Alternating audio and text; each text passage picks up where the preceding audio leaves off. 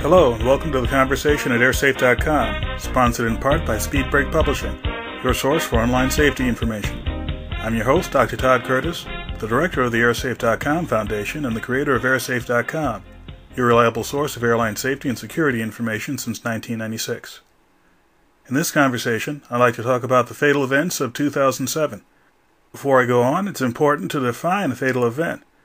The definition of a fatal event is any circumstance where one or more passengers on an aircraft flight die from causes that are directly related to the operation of that aircraft. The fatal event may be due to an accident, or due to a deliberate act by another passenger, a crew member, or by one or more persons not on the aircraft. These events include sabotage, hijacking, or military action, and exclude cases where the only passenger deaths were to hijackers, saboteurs, or stowaways. And now for a quick overview of 2007. There were 8 fatal airliner events, and in 4 of those events, every passenger was killed. 7 of those 8 were domestic flights. 547 of the 809 passengers on those flights were killed, as were 35 of the 56 crew members. The fatality rate was 67.6% for passengers, and 62.5% for the crew members. Of those 8 events, none were located in North America or Australia. 3 were in Asia, 2 in Indonesia and 1 in Thailand. 2 were in Africa, Cameroon and Congo. 2 were in Europe, Russia and Turkey, and the last one was in South America and Brazil. The first event was on the 1st of January 2007 and involved an Atom Air 737-400. The location of the event was near the island of Sulawesi in Indonesia, and all 6 crew and 96 passengers were killed. It was a domestic flight going between the cities of Surabaya and Manado, and it crashed about halfway through the flight just to the west of the island of Sulawesi. Several months later, in August 2007, the flight data recorder and the cockpit voice recorder were recovered from the bottom of the ocean. This was the 61st fatal event involving the 737 and the 4th involving the 737-400.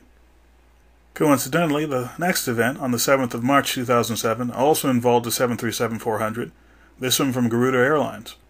The crash occurred at Yogyakarta, Indonesia. 1 of the 7 crew members and 20 of the 133 passengers were killed. This was a domestic flight from Jakarta to Yogyakarta, where the approach at the destination airport was at a higher than normal speed. The aircraft departed the runway after landing, crossing a road, impacting an embankment, and catching fire. This was the 62nd fatal event involving the 737 and the 5th involving the 737-400.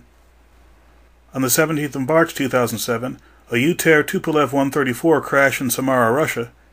All 7 crew members survived, but 6 of the 50 passengers were killed. This was a domestic flight from Surgut to Samara. Visibility at the destination airport was significantly below minimums for the airline and for the airport. The aircraft experienced a controlled flight into the ground short of the runway by about 300 meters into the right of the centerline. This was the 29th fatal event involving airlines of the former Soviet Union since 1990. The next event, on the 5th of May 2007, involved a Kenya Airways 737-800 at Douala, Cameroon. All 9 crew members and 105 passengers were killed. The aircraft was on an international flight from Douala, Cameroon to Nairobi, Kenya. It took off from Douala, rose to about 3,000 feet, then descended rapidly. It crashed in a swampy area near the airport.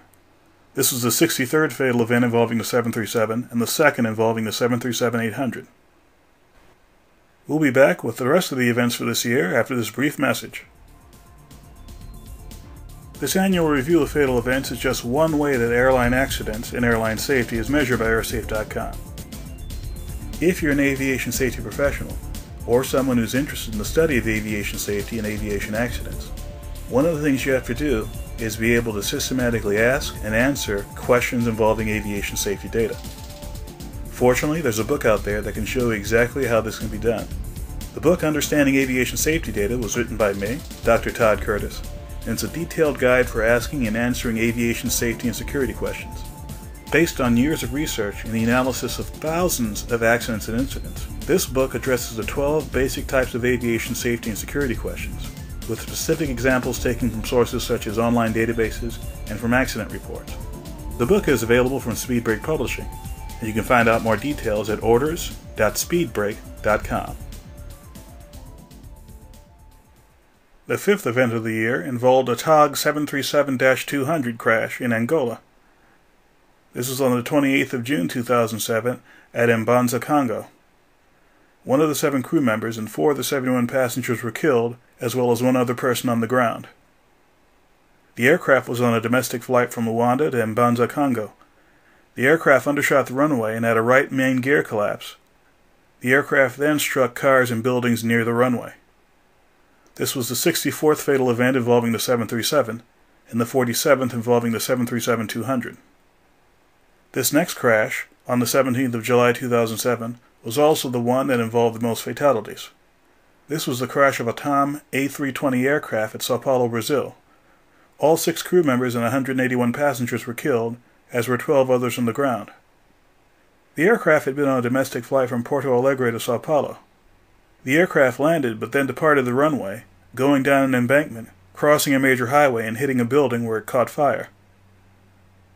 It had been raining during the landing attempt, and the spoilers, which is one of the braking systems used after landing, didn't activate after the aircraft landed. This was the 7th fatal event involving the A320. On the 16th of September 2007, an MD-82 from 1-2-Go Airlines crashed at Phuket, Thailand. 5 of the 7 crew members and 85 of the 123 passengers were killed. The aircraft had been on a domestic flight from Bangkok to Phuket. It was raining during the landing attempt, and the aircraft was not able to stay on the runway, departing the runway and catching fire. This was the 13th MD-80 series fatal event, and the 7th for the MD-82. The last event of the year was on the 30th of November 2007 and involved an Atlas jet MD-83. The crash occurred near Kasiborlu, Turkey, and killed all 7 crew members and 50 passengers. The aircraft had been on a domestic flight from Istanbul to Isparta and crashed in a mountainous area about 12 kilometers from the destination airport. This is the 14th fatal event involving the MD-80 series and the 2nd for the MD-83. This particular Atlas jet MD-83 had actually been leased from World Focus Airlines. The 8 fatal events in 2007 is consistent with a reduced number of fatal events seen by AirSafe.com over the last few years. This trend has also been recognized by others in the aviation industry. In January 2007, a study published by Flight International magazine showed a steady decline in airline accidents over the previous decade, with a nearly 50% decline in fatal events between 1997 and 2006. As I explained before, AirSafe.com computes fatal events somewhat differently, but it too showed a general decline. During the 10-year period of 1998 to 2007, there were 111 fatal events. In 67 of these 111 events, all the passengers were killed. The fewest number of fatal events occurred in the last half of this 10-year period. There was a total of 8 fatal events in 2003, 2006, and 2007. The greatest number of fatal events, 14, occurred in the years 1998, 1999, and 2001. Although AirSafe.com and Flight International magazine have different ways of computing accidents, both organizations show a similar trend of decreasing accidents over the last 10 years. Well, that concludes the annual review for 2007. I'd like to add that if any of you out there would like to have permission to use any audio, text, or video, either from this podcast or from the website, please contact airsafe.com at tcurtis@airsafe.com. I'd also like to take a moment and tell you about my latest book, Parenting and the Internet, which is published by Speedbreak Publishing.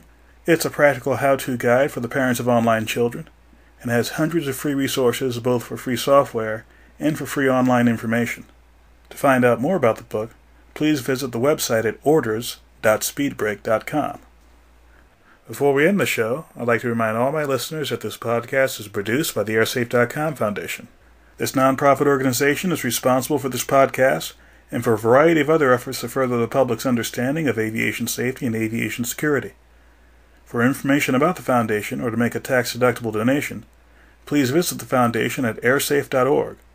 For more information about airline safety, you can find us at airsafe.com, that's AIRSAFE.com, or type the words airline safety into your favorite search engine. We're probably on the first page of results. Feel free to send us feedback at feedback.airsafe.org. You can also see all the podcasts in this series if you visit podcast.airsafe.org. Thanks for listening, and we'll see you next time.